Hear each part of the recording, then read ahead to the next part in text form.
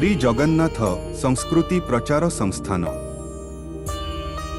ଲବଣିଖିଆ ମଥୁରାହାଟ ଜୁର ପ୍ରସ୍ତାବ। ଭାଦ୍ରବ ଶୁକ୍ଳ ଦଶମୀ ତିଥିରେ ଶ୍ରୀମନ୍ଦିରରେ ଲବଣିଖିଆ ମଥୁରାହାଟ ଜୁର ପ୍ରସ୍ତାବ ନୀତି ପାଳିତ ହୋଇଥାଏ। ଏହି ଦିନ ମଧ୍ୟାହ୍ନ ଧୂପ ନୀତି ସରିବା ପରେ ଭିତରେ ପାଣି ପଡ଼ିଥାଏ ଓ ଦକ୍ଷିଣ ଘର ଭୋଗ ସରିବା ପରେ ରାମକୃଷ୍ଣ ଦୁଇ ଚଳନ୍ତି ପ୍ରତିମାଙ୍କୁ ମହାଜନ ସେବକମାନେ ହସ୍ତରେ ରତ୍ନ ସିଂହାସନକୁ ବିଜେ କରାଇଥାନ୍ତି। ସେଠାରେ ଦୁଇ ଦେବଙ୍କୁ ଆଜ୍ଞାମାଳ ଲାଗି କରାଯାଇ ବଟବୃକ୍ଷ ତଳେ ଥିବା ପାଲିଙ୍କିରେ ବିଜେ କରାଯାଏ।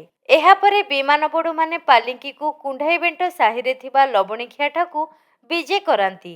ଏହି ସମୟରେ ମହାଭୋଇ ସେବକ ଘର ବୋହୂମାନେ ଦୁଇ ବିଗ୍ରହଙ୍କୁ ଅର୍ଘ୍ୟ ବନ୍ଦାପନା ପୂର୍ବକ ପାଛୋଟି ନେଇ ଲବଣିଖିଆ ମଣ୍ଡପ ଖଟ ଉପରେ ବିଜେ କରନ୍ତି।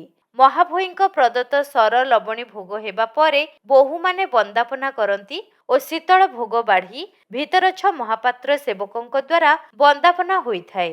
ଏହାପରେ ଦୁଇ ଚଳନ୍ତି ପ୍ରତିମା ପାଲିଙ୍କିକୁ ବିଜେ ହୋଇ ଜଗନ୍ନାଥ ବଲ୍ଲଭ ମଠ ସାମ୍ନା ମହାଖଳାଠାରେ ଅକ୍ରୂର ପ୍ରସ୍ତାବ ନୀତି ହୋଇଥାଏ। ତତ୍ପରେ ଅଳ୍ପ ବାଟ ବିଜେ ପରେ ରଜକ ପ୍ରସ୍ତାବ, ଧନୁଘର ପ୍ରସ୍ତାବ ଓ ମଲ୍ଲଯୁଦ୍ଧ ପ୍ରସ୍ତାବ ହୋଇଥାଏ।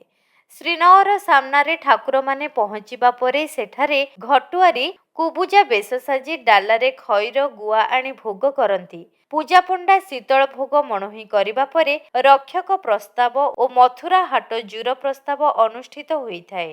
ଏଠାରୁ ସିଂହଦ୍ୱାର ପାର୍ଶ୍ୱସ୍ଥ ଏକ ସ୍ଥାନରେ କାଷ୍ଠ ନିର୍ମିତ ସିଂହାସନ ଉପରେ ପାଲିଙ୍କି ସହିତ ବିଜେ କରିବା ପରେ କୁବଳୟା ରଜ ପ୍ରସ୍ତାବ, କଂସବଧ ପ୍ରସ୍ତାବ ହୁଏ। ଉଗ୍ରସେନ ବେଶରେ ଜଣେ ଲୋକକୁ ଶାଢ଼ୀ ଦିଆଯାଏ। ତତ୍ପରେ ଶୀତଳ ଭୋଗ ଓ ବନ୍ଦାପନା ନୀତି ହୋଇ ବାହୁଡ଼ା ବିଜେରେ ପ୍ରତିମାମାନେ ଦକ୍ଷିଣୀ ଘରକୁ ବିଜେ କରନ୍ତି।